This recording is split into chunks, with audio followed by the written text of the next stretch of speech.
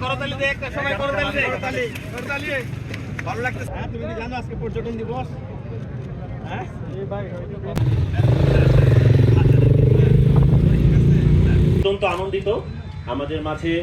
আজকে এই র্যালি নেতৃত্ব দিয়েছেন শুরু থেকে শেষ। ধন্যবাদ কৃতজ্ঞতা আছি যে এই রোদের মধ্যেও আমরা